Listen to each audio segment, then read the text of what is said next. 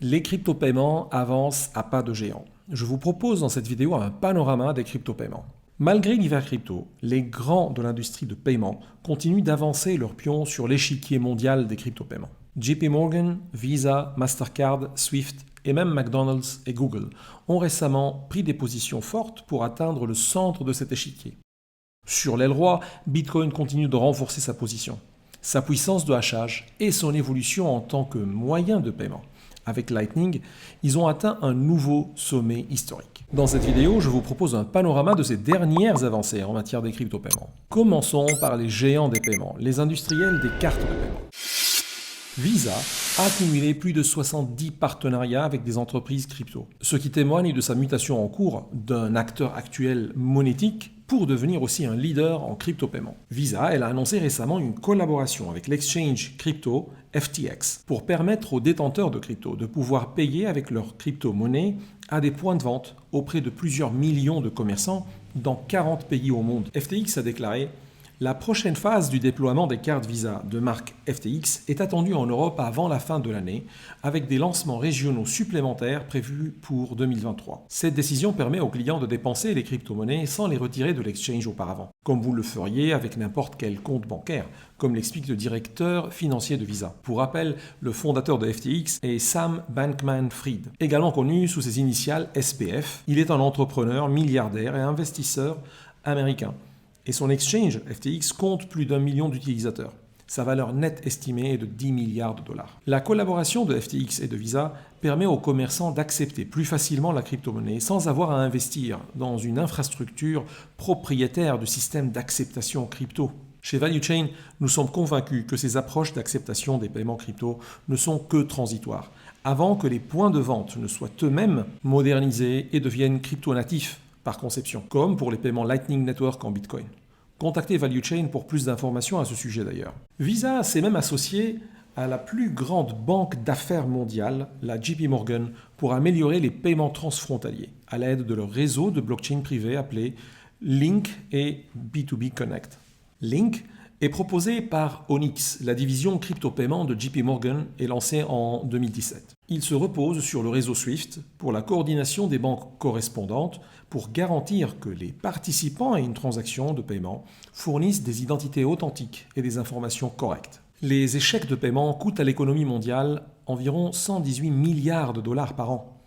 66% d'entre eux sont causés par des informations de compte incorrectes, selon JP Morgan. Confirm prévoit bientôt de connecter 3500 banques et 2 milliards de comptes, garantissant un meilleur taux de succès d'aboutissement et une baisse de la fraude. Le produit de paiement transfrontalier de Visa pour les institutions financières et les entreprises clientes s'appelle B2B Connect, a adopté Confirm pour valider les informations de compte. JP Morgan a annoncé aujourd'hui que Deutsche Bank se joint en tant que membre fondateur du produit Confirm pour guider son expansion stratégique. Le concurrent de Visa, Mastercard, a pris une stratégie différente pour rattraper son retard.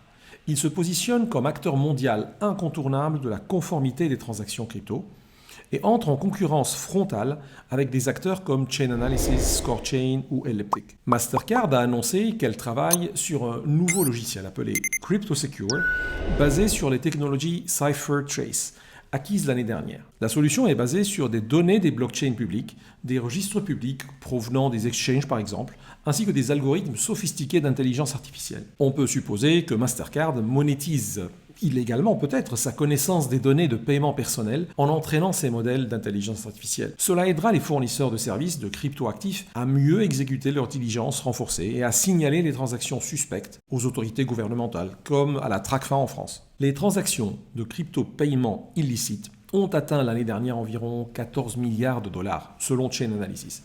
Et le marché de la lutte contre ces transactions est un terrain de jeu stratégique pour les processeurs de paiement par carte. La conformité dans l'espace crypto est un facteur clé de succès pour les startups, compte tenu des réglementations à venir et en place. ValueChain est spécialisé dans le conseil à plusieurs entreprises et exchanges crypto, en France et en Europe, dans leur audit interne et leurs besoins en conformité. C'est un pain point croissant pour les acteurs de cette industrie, en raison de la réglementation Visa, PSAN et ICO en France, du cadre juridique de MiCA à venir et du régime pilote. Pourtant, pour beaucoup, c'est un gage de confiance important pour le B2B et même le B2C. L'action de Mastercard ici devrait convaincre davantage les banques de commencer à adopter les technologies de blockchain et de crypto-paiement. Parlons maintenant de SWIFT. Le réseau SWIFT, qui opère les paiements à un niveau différent de Visa et de Mastercard et connecte plus de 11 000 banques, a testé une solution pour échanger différentes monnaies numériques de banque centrale, ce qu'on appelle les multi-MNBC, et en faisant le pont avec les circuits classiques. Ça nous rappelle le projet Donbar, que nous avons déjà couvert dans une vidéo précédente de Value Chain. Je vous mets le lien en description de cette vidéo. Actuellement, 14 banques centrales et commerciales, dont la Banque de France, la Deutsche Bank, HSBC, São Paulo, NatWest, SMBC, Standard Chartered, UBS, Wells Fargo, expérimentent avec Swift dans un environnement de test pour accélérer le déploiement à grande échelle en préparation de l'euro numérique et son interopérabilité avec d'autres MNBC tels que le dollar numérique. Cette approche est à pondérer car il s'agit d'un cas d'usage des paiements transfrontaliers et elle suppose donc l'émission de ces MNBC, le digital dollar, le digital euro, puis de les rendre disponibles en multi-MNBC en dehors de leurs frontières, ce qui n'est pas garanti à date selon les réflexions en cours à la BCE, car l'euro numérique de détail est différent de l'euro numérique de gros transfrontaliers. Cependant, cette annonce explique clairement l'adoption active par les géants des paiements de la technologie des registres distribués. Et selon notre étude du marché français, les banques françaises sont encore en retard et ont besoin de formation, d'études d'impact et d'opportunités dans ce domaine. Et c'est exactement ce que Value Chain leur apporte comme conseil. Si vous êtes dans ce domaine, n'hésitez pas à nous contacter pour étudier les opportunités de la blockchain dans vos métiers. Nous parlons maintenant de McDonald's. McDonald's a commencé à accepter Bitcoin et Tether, le stablecoin, comme mode de paiement dans la ville de Lugano, qui compte 63 000 habitants en Suisse. Le 3 octobre, Bitcoin Magazine a publié une vidéo d'1 minute sur Twitter montrant l'achat de repas sur le kiosque numérique de McDonald's, puis le paiement en Bitcoin, Lightning, au registre traditionnel à l'aide d'une application mobile.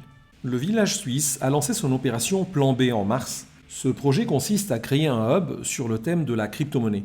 Les résidents de Lugano pourront désormais payer leurs impôts, effectuer le paiement des tickets de stationnement, des services publics et des frais de scolarité des étudiants en utilisant Bitcoin et des stablecoins approuvés tels que Tether ou CHF.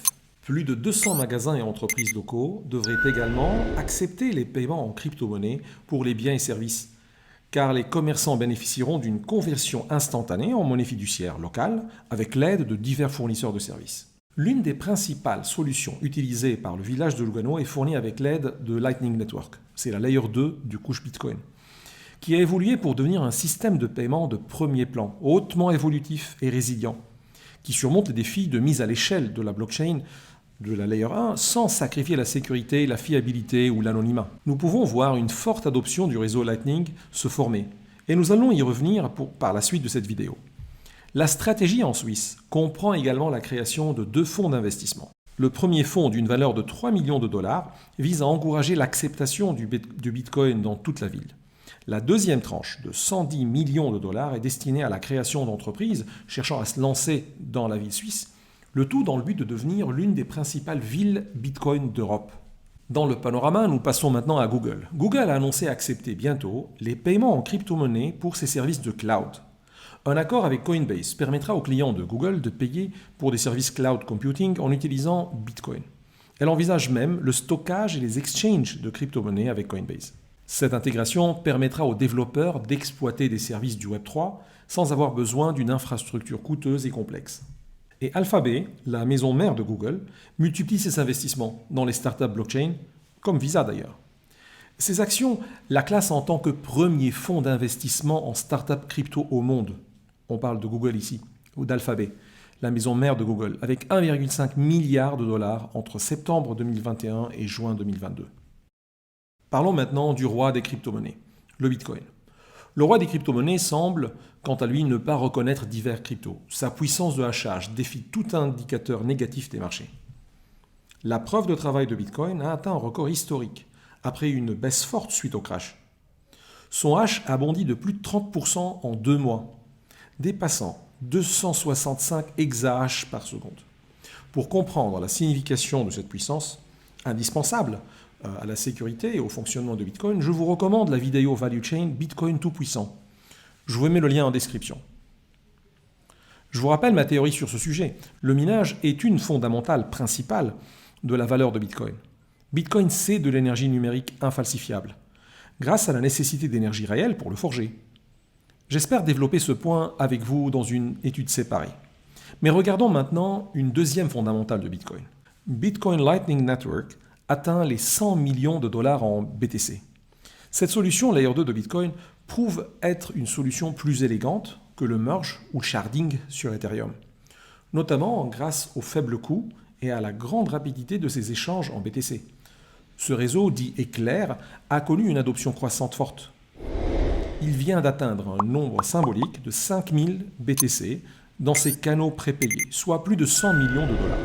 Pour vous expliquer l'importance de cet événement, il faut vous rappeler que la valorisation avait atteint plus de 200 millions de dollars sur Lightning avant la chute des cours, mais avec 3000 Bitcoin. Et donc malgré l'hiver crypto, rien ne semble arrêter l'éclair de Bitcoin, qui a rajouté 2000 Bitcoins supplémentaires en un temps record. J'espère que ce panorama vous a prouvé que la flamme de la révolution blockchain reste vive, malgré l'hiver crypto des marchés. Et vous aurez remarqué que l'étincelle de Bitcoin se transforme en éclair foudroyant qui fait bouger les géants qui souhaitent rejoindre la partie des crypto-paiements.